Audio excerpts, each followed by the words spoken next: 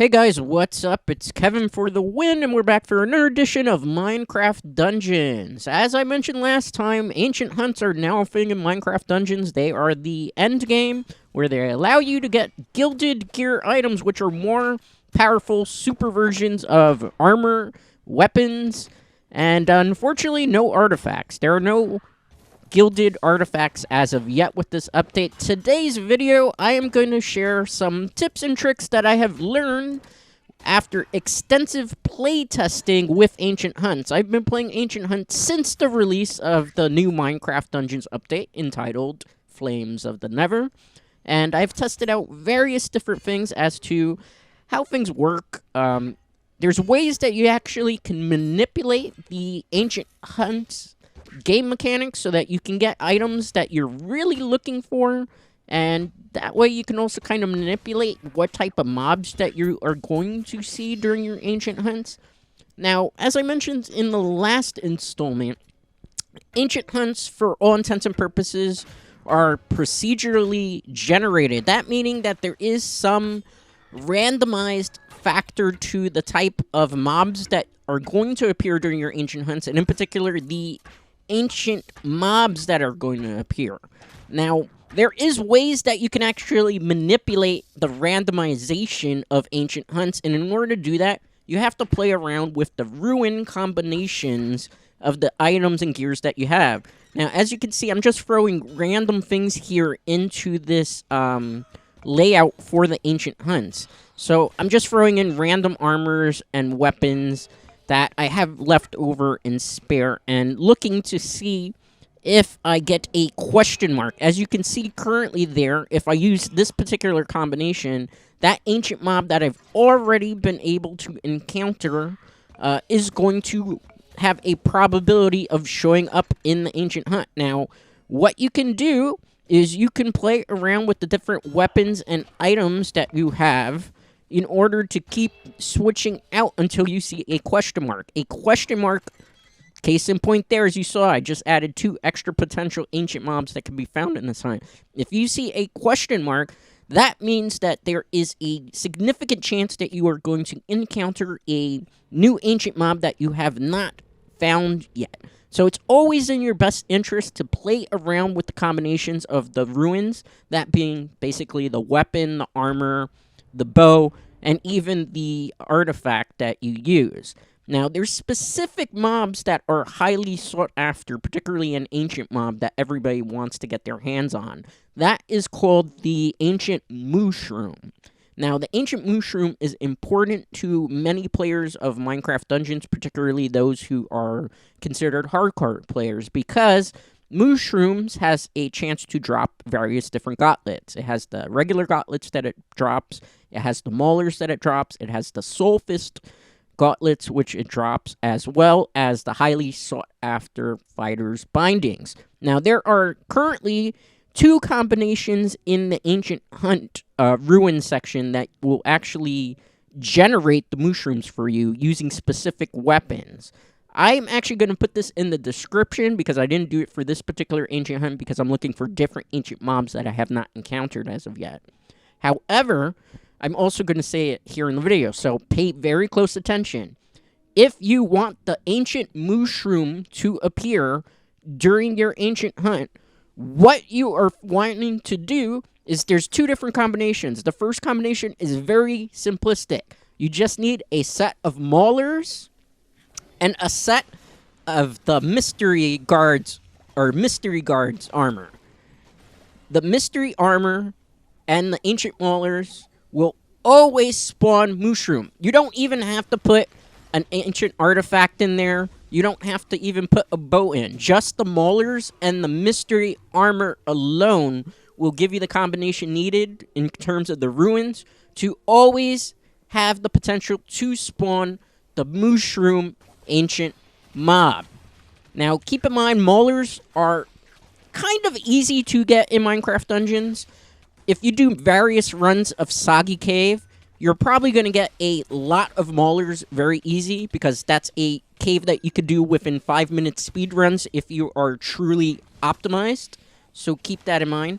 The other place that you can get them from is in the Cacti Canyon. That's a bit more difficult to run because that will take you on average anywhere between maybe 20 minutes to clear. Best case scenario, go to Soggy Caves and farm there. Now, you might be asking yourself, why am I recommending Soggy Caves? Soggy Caves, once you complete it, and it's a very short quest, you can do it speedrunning it in about maybe 5 minutes tops if you have the right gear. In Soggy Cave, at the end of the map, there is always an obsidian chest. An obsidian chest, unlike the rest of the chest in Minecraft Dungeons, always has a chance to drop unique weapons, armors, and artifacts. In particular, on a stage where something unique usually generally spawns, which are the unique versions of the gauntlets, you will have a higher chance of encountering in the obsidian chest a set of Maulers or a set of Sulphus, and sometimes, if you're really, really lucky, even Fighter's Bindings. So that's how you can kind of stock up on those particular items, but really you want to focus on the Maulers, because the Maulers are the things that spawn the most particular Mooshroom. So what you would do, basically, is you put the Maulers in, and then you put the Mystery Guards in. When you put the Maulers and the Mystery Guards in, what is going to happen is it's going to prompt you whether you want to use the enchantment points that you have. You can do up to 9. Case in point here, as you see here, I actually didn't use any enchantment points, which decreased the amount of chances that I would potentially find a unique gilded weapon. However, I did find one. I found a Truth Seeker, which is pretty okay of a weapon to find. I did have a regular version of this, so obviously I gotta kind of not get killed by these things. Maybe I should just run out the gates. Yeah, I'm trying not to get killed here. Easier said than done. I'm going to give you a tip and trick, actually, in regards to difficulty setting and why it really doesn't matter as to why you select a easier difficulty in Ancient Hunts, because it actually doesn't impact too much in regards to the level, because you can fix that. I'll talk about that in a second. But when it comes to the Maulers and the Mystery Guards, do use your enchantment points. I know enchantment points are something people don't like to waste, but as I've mentioned in the previous video, the ancient points that you use basically decreases your level, which also decreases the experience points needed to level up again. So, although you lose them, you get back the levels in order to earn them, and you can do it very fast when you're at very high end game. By high end game, pretty much most of us right now are in Apocalypse 10 through 12, because the new update just came out and everybody pretty much is stuck in the middle trying to gear up and get to the high power level, which is 250, which would be Apocalypse plus 25 difficulty. I've yet to see anybody really get that far up on the basic level difficulty, because the update really just came out last week. So keep in mind, definitely when you're using that combination, do use the enchantment points. The reason why I'm stressing use those enchantment points is because on the Maulers mystery armor particular slot that you're going to be using, that particular combination, there is potential for, when you use the enchantment points, to encounter the ancient Mooshroom multiple times throughout the dungeon layout, and you get a 97% chance of encountering it. I've done runs that way, and I've gotten 4 unique gilded gear gauntlet weapons in one run alone. So I would say it's in your best interest to use that particular combination based on the way the dungeon layout is, because it gives you many, many opportunities. It is a difficult ancient hunt to usually clear based on the type of mobs that come out in there, and ancient Mooshroom, if you're on a very hard difficulty, can actually one-shot you, which is kind of funny. But I definitely recommend using your enchantment points whenever you are doing that particular combination. And if you're looking for Fighter's Binding or any of their gauntlet weapons, which are usually the S-tier endgame weapons that people use to speedrun through Minecraft Dungeons. So that tip there. Another combination that you can use, although this is harder to gather the items, is the Katana, the Mystery Armor. You also need the Swift Boots. And you don't need really a bow, so don't put a bow into the cube, because that's just going to mess with the RNG. You just need 3 items. I'll repeat: the Katana, the Mystery Armor, and the Swift Boots artifact. that will also spawn the Mooshroom Ancient Hunt, where you can get those unique items that people are constantly searching for. Again, use your enchantment points there so you can increase the chances to 97% chance. And you're only going to be encountering Mooshrooms as your ancient mob, which will increase the amount of chances that you have to get the fighter's bindings, which is very important. I know a lot of people want that. I'm still trying to farm for it. I did get a really good pair of Soul Fist gauntlets that I've been using on a soul armor build. That's a build that I probably will be featuring here on the channel for Minecraft Dungeons in the near future. I just wanted to get this tips and tricks video for Ancient Hunts out of the way first before we dabble into some set builds that you can actually do to optimize your Minecraft Dungeons experience. The next tip that I'm going to give you for Ancient Hunts, just like in Diablo 3, if you're familiar with my Diablo 3 videos, I always talk about how to farm efficiently. Now, in this particular Ancient Hunt, I set the difficulty scale to what I am currently. The reason was because I wanted to give myself a little bit of a challenge, and the items that I'm looking for in particular here are pretty much throwaway items for builds that I might be using, so I don't necessarily need to clear this fast, or I'm not going for a specific ancient mob. I'm just trying to find the ancient mob that I haven't discovered as of yet.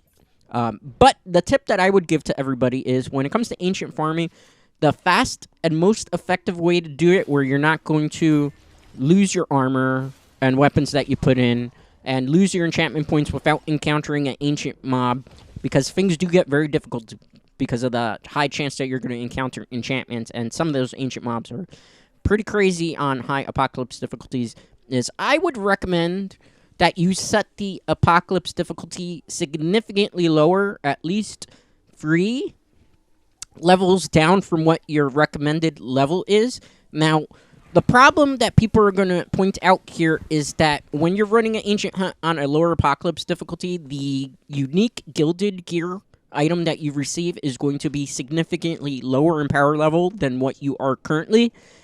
Yeah, this is a problem, but it's also not a problem, because ancient hunts are very large dungeon areas, and because you don't get weapons and armor and artifact drops during your hunt, it actually kind of helps in a way. I know last video I was a little critical of it, but no, because you actually get a ton of gold and you get a ton of emeralds during your hunt. Like, you can make about 2,000 emeralds per ancient hunt run. Now, you can level up gilded gear at the merchant. You can, or the blacksmith, I should say. The blacksmith will level up your gilded gear. It is a bit more expensive. On average, anywhere between 13,000 emeralds to 2,500 emeralds to level it up to what your current stats are. But as I just mentioned, if you set the difficulty 3 levels down from what your apocalypse is recommended level, you are going to be doing these ancient hunts significantly fast. You're looking at anywhere from those original 45 to 50 minute clear times. Those are going to go down to, if you're really geared up properly and you have a really good build, you could run through an ancient hunt within maybe 8 to 10 minutes tops. It really depends on the gear setup, and if you're using like the boots of Swiftness and you're playing smart and you're really geared up and you can do a lot of damage. But on a lower level, you're going to be able to run a lot more of these hunts at a lot faster rate. And there's always a large amount of emeralds and also a decently large amount of gold that you're going to be earning per ancient hunt, as long as you're exploring all the map. This is very important. This is another tip. Explore every inch of the map for an ancient hunt, because first of all, the caves are the only places that you can encounter an ancient mob spawn usually at the farthest reaches of the map in these very obscure areas. Also, you're going to find a lot of chests in these very obscure areas in the map, and the chests always have tons of emeralds and tons of gold, which you are going to need to level up these gilded gear items to an appropriate level. As I said before, if you're on a lower difficulty, you can run through these a lot faster, meaning you can do a lot more of these runs than you would on a harder difficulty a lot more fast. if you're able to do a lot more hunts, and you're able to do a lot more runs within what you normally would play, so let's say you play for an hour or two, or maybe 3 hours, and usually you would only be able to do 2 or 3 ancient hunts. If you're cutting that time down in half, where you could do maybe 6, maybe even 10 ancient hunts per hour, you are maximizing the amount of emeralds, gold, and potential gilded gear items that you are going to encounter. So if you're thinking this through, let's say you're able to do 10 ancient hunts within an hour because you chose a lower difficulty, you are going to be making about 20,000 emeralds on average in that hour, which is going to give you enough emeralds to pretty much level up at least 4 to 5 gilded gear items. Sounds good, right? So that is why sometimes going on a lower difficulty, although it's not going to give you the desired power level, is actually better because the blacksmith exists and it will be able to level that up to what your current power level is. So that actually takes away some of the hardships of farming. Now, another tip for ancient hunts is pay attention to the Piglen merchant, because the Piglen merchant sometimes gives you a really good gilded gear item. And because we are going to be running many ancient hunts on a very lower level difficulty, we are going to be making a ton of gold as well. Case in point here, this particular run, I've made quite a bit of gold already because I haven't really encountered that many ancient mobs despite having a significantly high chance. Now, this is going to be a tip also I'm going to give you in a second as to how you can make a whole bunch of gold without having to worry so much about ancient mobs. But you're going to make a lot of gold. Use the Piglen merchant as much as possible. After every run, if you don't see items that you actually desire, do use the restock option. The restock option costs you 10 gold, but if you complete an ancient hunt, you get 10 gold at the end of the ancient hunt just for completing it. So you can use that 10 for a reroll. So you can constantly keep re-rolling that ancient hunt after you clear it every time. If the Piglen merchant isn't what you want, clear it once. Don't keep spending your gold on it, because chances are you're going to be using a lot of gold. And if you do it my method, where you farm an ancient hunt, and if you don't see anything you want in the Piglen merchant, and just use the 10 gold you just acquired and reset it, and then go back in and do another ancient hunt and rinse, recycle, repeat, you are going to run into a lot of good RNG as you're doing an hour maybe play session of this. And you will be able to encounter a lot of the stuff that you need, and that's a good way to reset the merchant. Now, if you want to earn a lot of gold and don't really care so much about the emeralds because you're all about and obsessed with trying to mess around with the Piglen merchant, here's a tip that you could use for ancient hunts. Now, normally on ancient hunts, you want the highest possible ratio for encountering an ancient mob. However, let's say you want a lot of gold. Gold will only really spawn in a lot of places when you run into a cave that doesn't have a ancient mob at it. So, there's a trick here, actually. Let's say you just want to get a whole bunch of gold.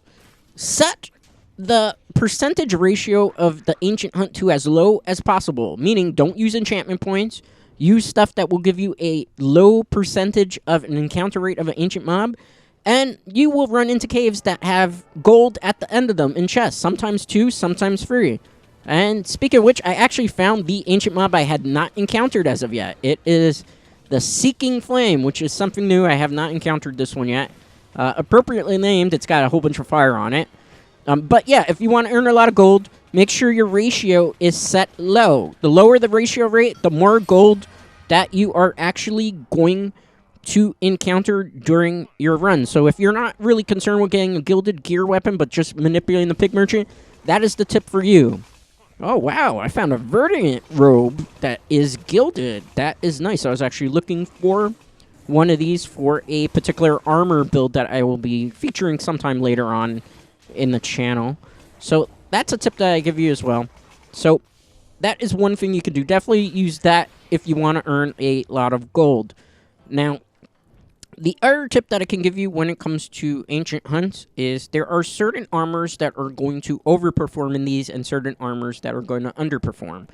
One armor that I'm going to highly recommend that you get is the full metal armor. It is a unique armor. It takes a long time to drop.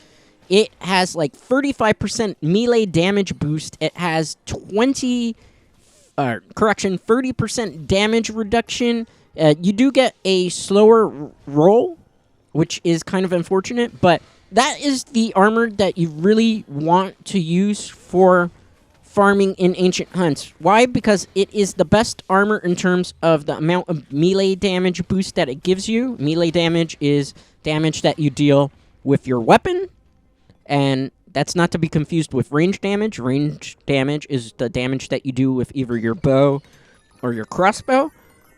So melee damage is something that you're pretty much going to be using the majority of your play time in Minecraft Dungeons, so definitely use that. Damage reduction is important. Also, the full metal armor has a chance of negating a hit, so being able to negate a hit, sometimes you will take like a lethal hit from a creeper, but if you're able to just negate that hit, it becomes very important. So I would recommend using the full metal armor. The armor I'm using currently is the Titan's Shroud, as it's called. The Titan Shroud is a pet variant. The reason why I'm actually using this armor for this run is because I'm actually leveling up my full metal armor so that it could be a higher level, and then I can just basically run through this or these hunts in our videos with the full metal armor, but that's the one you want to do. In terms of weapons, people prefer Fighter's Bindings because that's literally the S-tier weapon. That is a build where you want to have critical hit and then double radiance. Some people prefer to go critical hit, radiance, and swirling. Either of those two combinations of skills are important, and that pretty much you'll be able to speed run through things because you'll be able to heal up super fast. The Fighter's Bindings don't do a lot of damage in a single hit. However, since they are the fastest weapons in the game and they can procure a lot of hits, paired with the fact that with Radiance, particularly double Radiance, you will heal up more than what they can hit you for. That is something you definitely would want to check out. For a Fighter's Binding thing, you can use the full metal armor because it'll give you a bit more tankiness. However, I would recommend personally that you look into the Thief Armor or the Ember or Evocation Robe because they do help out that particular armor a little better. If you're using a Fighter's Binding, I recommend going double Death Cap Mushroom because you can attack faster. So 2 double Death Cap Mushrooms. If you use those, you will constantly be able to deal a ton of damage to them and heal up super, super fast. And if you're using something like the Evocation Robe in particular, you are going to get super fast cooldown on your artifacts. You could also use the Veteran Robe. That actually is a pretty nice substitute as well because it does do certain things pretty well for that particular build. I'll be showing off some of these builds in future installments on this channel. So in case you need that, we can definitely cover some of those in a future video. Maybe that'll be the next video. I'll show you some of the do's and don'ts in terms of armors and weapons. If you don't want to go the Fighter's Binding route, one of the new weapons that came out, which is the Broken Saw Blade. There's also the Mechanized Saw Blade, which is the unique variation. Those weapons are very good. It's a sword that's basically a saw, and it does continuous damage. Critical hit on that with double Radiance also kind of has the same effect as Fighter's Binding, but you can keep a little further away in terms of the distance that you're attacking with. And on a armor like the Titan Shroud, where you're using particularly pet build where you don't have a slot for healing, that's actually a pretty good weapon to use. I've actually experimented with that quite a bit while I was farming in Ancient Hunts, and I've had some great success with that. You can also use the full metal weapon for that particular, or full metal armor, I should say, for that weapon. That does really well with that particular armor as well.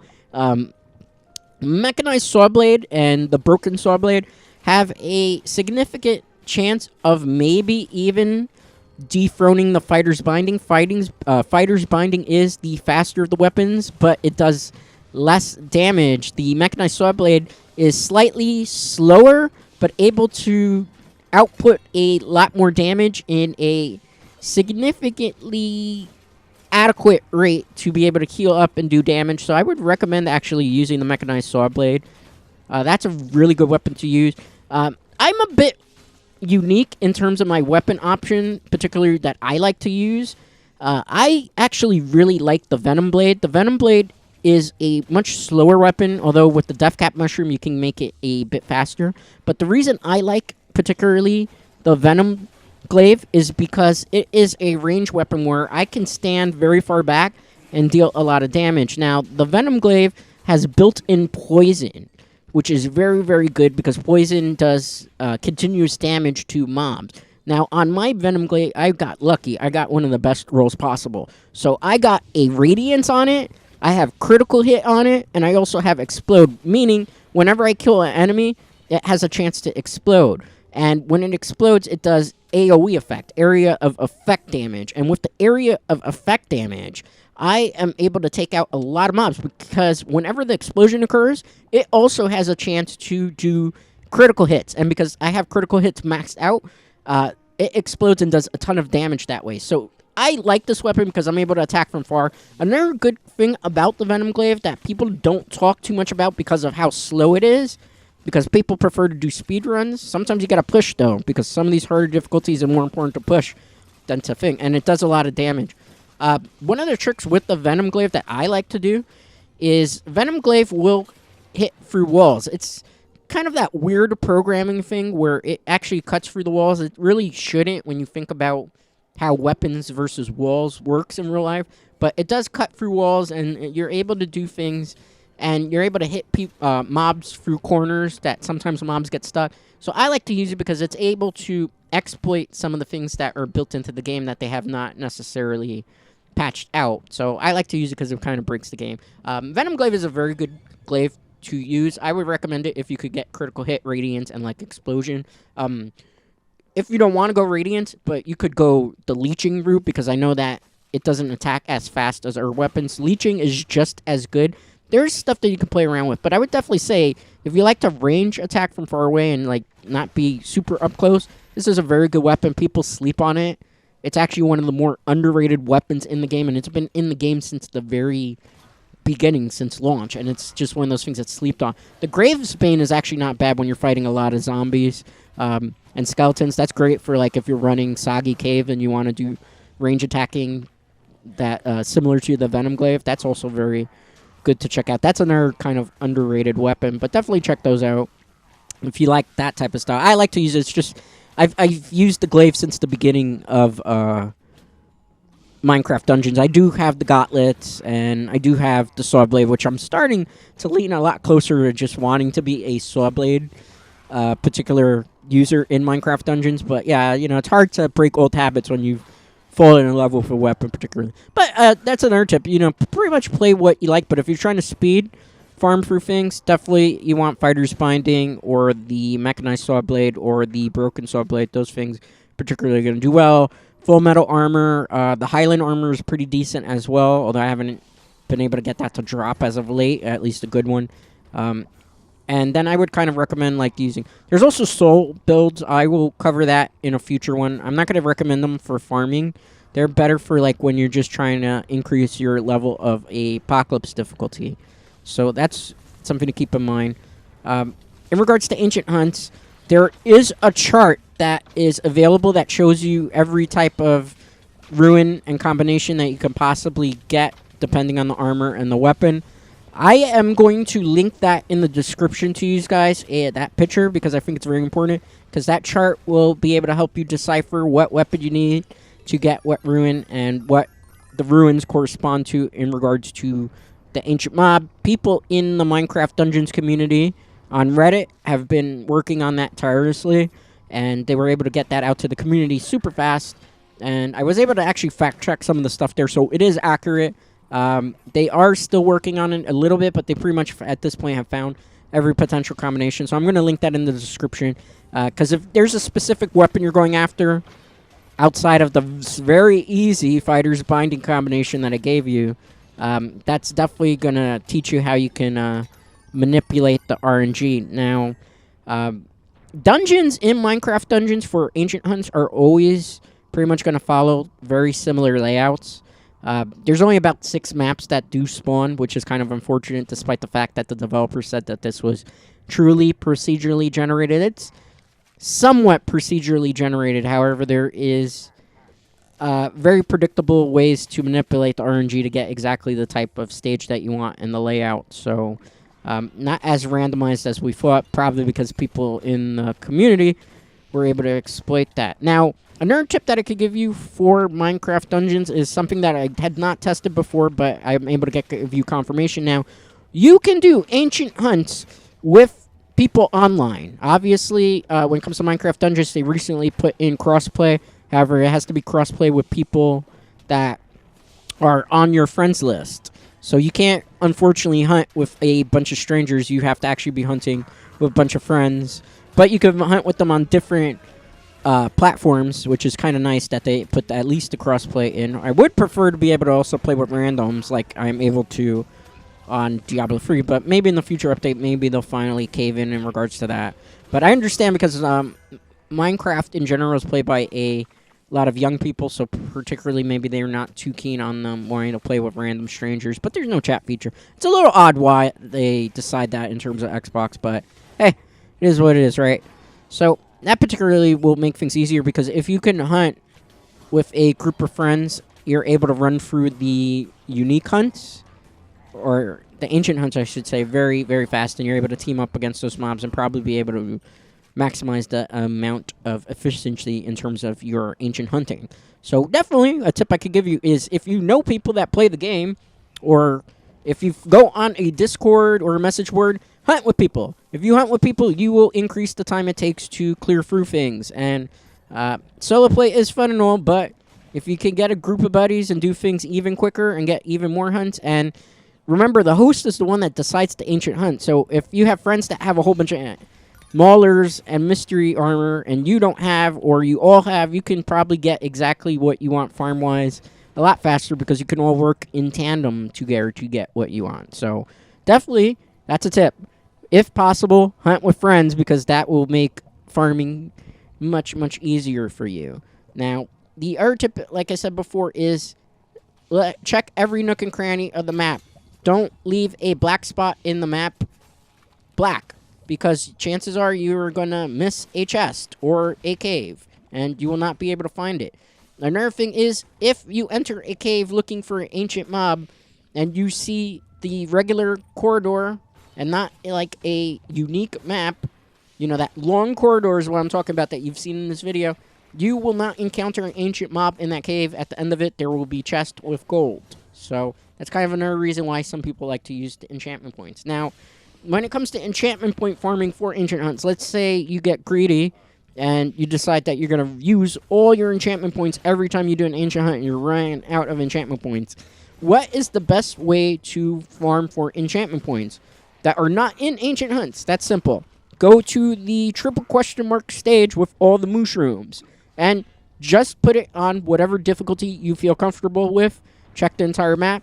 Fight all the things on the map. On average, when you do a run of that, you are going to level up between 2 to 3 levels per that map hunt. So if you do that run over and over and over again, and you do it, let's say, for maybe an hour, you should be able to make back at least 10 levels. And you will get back 10 enchantment points that way. So that's one way to do it efficiently. Another way you could do it is Saki Cave, but there's just not enough of mobs. And in playtesting, the Mooshroom map gives you extra experience point because it's considered the original secret level that you had to go through so much trouble to unlock. So that's one thing. The Panda secret stage, I believe it's called Panda Plateau. Or Plateau. Wow, try to say that 3 times fast. That's like a tongue twister in its own. That particular map does give you a lot of experience points because the pandas are considered to be lucky. So you can also farm experience points on that particular map as well. And that will help you get back into using enchantment points for ancient hunts. My personal opinion, unless you know exactly the weapon that you're going for and you know exactly the ancient mob that you want to encounter, save those enchantment points for those type of situations. Do not do and waste your enchantment points on just about everything.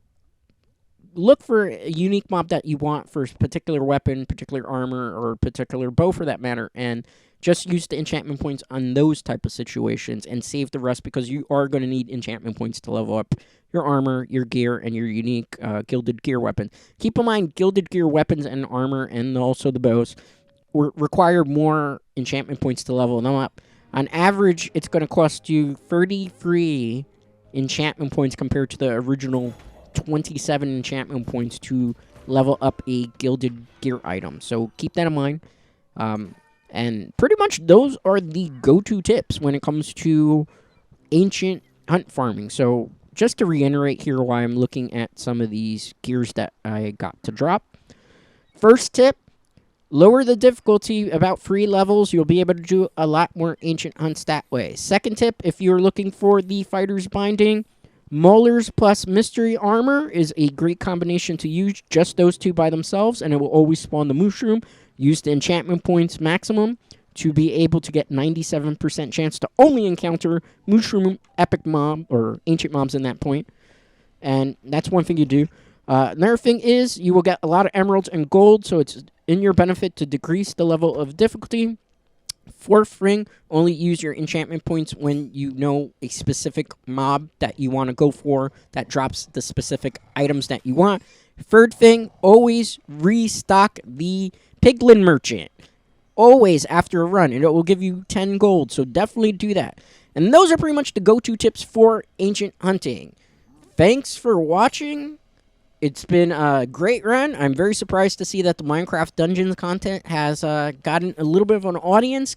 So we will continue to do these. I will do some set builds. I will do more ancient hunts on the channel. Let me know in the comments what you would like to see in terms of Minecraft Dungeons content, and I will definitely make sure to do that for you guys. So if you haven't already done so, make sure to give this video a like and consider subscribing to the channel, as we do multiple games, a lot of dungeon crawlers on this channel. So thanks for watching, and I'll see you next time.